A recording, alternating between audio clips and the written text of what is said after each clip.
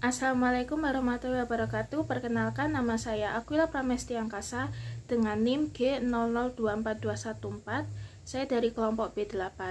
Pada hari ini saya akan mengerjakan laporan anatomi 2. Soalnya seperti ini. Randy adalah seorang mahasiswa yang sangat gemar menghadiri acara makan bersama, terutama di restoran dengan konsep all you can eat.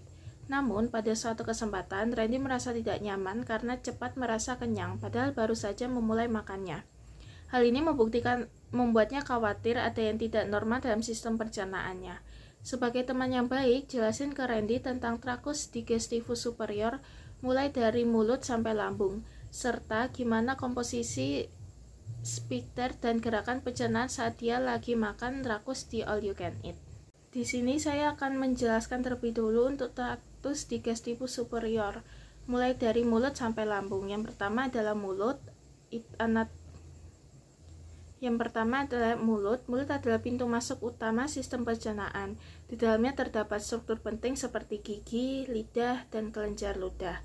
Untuk proses pencernaannya itu secara mekanisme pencernaan, yaitu gigi mengunyah makanan, memperbesar permukaan makanan untuk pencernaan lebih efektif. Lalu ada pencernaan kimiawi, saliva melumasi bolus dan mulai pencernaan karbohidrat dengan amilase. Lalu ada produksi saliva, adaptasi saat makan rakus, produksi saliva itu meningkat dan mastikasinya itu cepat. Lalu untuk efisien menelannya, lidah bekerja lebih cepat mendorong makanan ke tenggorokan, menghasilkan ritme menelan yang lebih intens. Lalu yang kedua ada tenggorokan atau faring, adalah saluran yang menghubungkan mulut dengan esofagus, terdiri dari 3 bagian, yaitu nasofaring, lalu orofaring, dan laryngofaring. Faring berfungsi dalam deglutisi atau proses menelan yang melibatkan koordinasi kompleks otot-otot faring untuk memastikan makanan mengalir ke esofagus, bukan ke saluran pernapasan. Proses menelannya itu yang pertama ada tahap oral, lalu yang kedua ada tahap pharyngeal, lalu yang ketiga ada tahap esofageal. Adaptasi saat makan rakus yaitu kecepatan menelan bertambah, seperti otot faring bekerja lebih keras untuk menangani bolus yang lebih besar dan lebih sering. Lalu ada yang terakhir ada koordinasi epiglotis. Frekuensi kerja epiglotis meningkat memastikan makanan tidak masuk ke saluran pernapasan.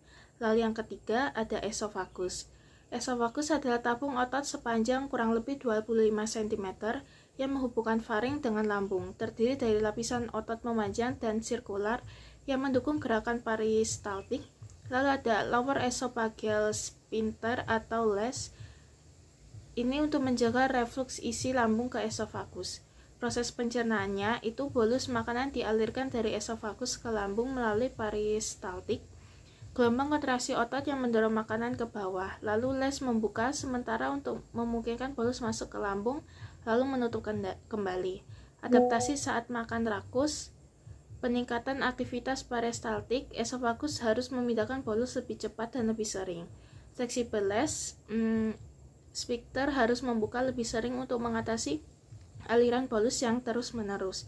Lalu ada resiko reflux gastroesofagus. Tekanan lambung yang tinggi akibat makanan berlebihan dapat mendorong isi lambung kembali ke esofagus. Lalu yang keempat ada lambung atau gaster, adalah organ berongga yang berbentuk kantong yang terletak di perut kiri atas, terdiri dari fundus, bagian atas lambung, tempat penyimpanan sementara udara atau makanan. Lalu ada korpus atau badan lambung, tempat untuk pencernaan mekanis dan kimiawi. Lalu ada antrum, bagian bawah lambung yang mengarah makanan ke pilorus. Lalu ada sphincter pilorus, mengatur aliran sigma atau makanan setengah cair ke usus halus. Untuk proses pencernaannya, mekanisme pencernaan, kontraksi otot lambung itu mengaduk atau mencampur makanan dengan cairan lambung. Untuk pencernaan kimiawinya, itu cairan lambung mengandung asam klorida atau HCl dan pepsin.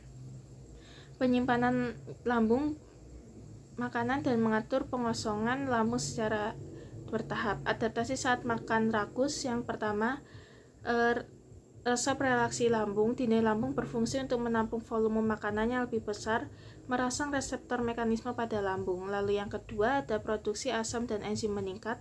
Tubuh meningkatkan produksi HCl dan pepsin untuk menangani makanan berlebihan, mendukung pencernaan protein. Lalu yang ketiga ada churning lebih efektif. Gerakan mencampurkan lambung lebih kuat dan sering untuk memastikan makanan tercampur rata dengan cairan lambung. Lalu yang terakhir ada pengaturan sphincter pylorus. Pylorus memperlambat pengosongan lambung untuk menghindari beban berlebihan di usus halus. Lalu ada kompensasi sphincter dan gerakan pencernaan. Yang pertama ada kompensasi penjepit. Sphincter adalah otot melingkar yang berfungsi sebagai katup dalam saluran pencernaan.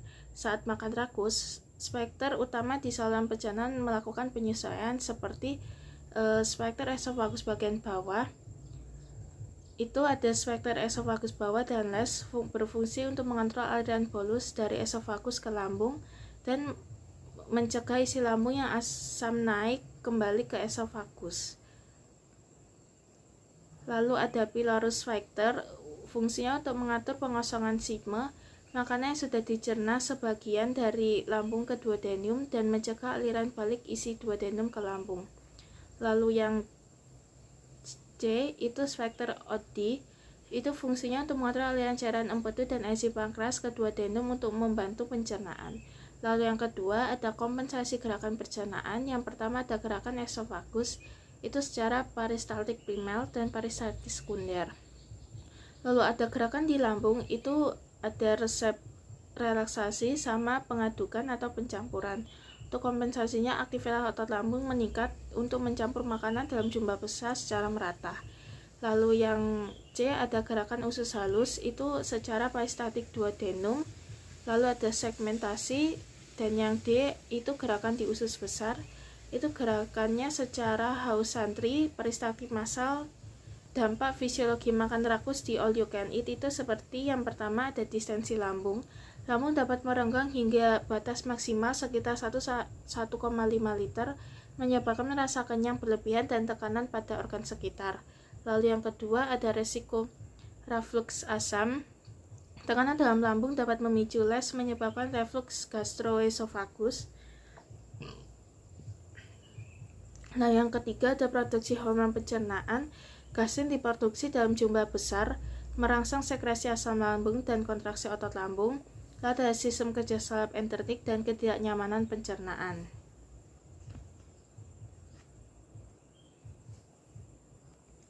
Lalu yang terakhir ada regulasi hormon dan sistem syarat.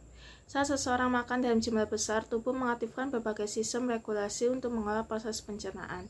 Yang pertama ada hormon pencernaan, itu terdiri dari gastrin, kolestikinin atau CCK, lalu peptida. Terus ada sistem sarafnya, itu sering disebut otak kedua di saluran pencernaan, mengontrol gerakan peristaltik, sekresi enzim, dan respon terhadap regangan dinding saluran pencernaan. Sekian penjelasan dari laporan anatomi 2 saya. Jika ada salahnya saya minta maaf. Wassalamualaikum warahmatullahi wabarakatuh.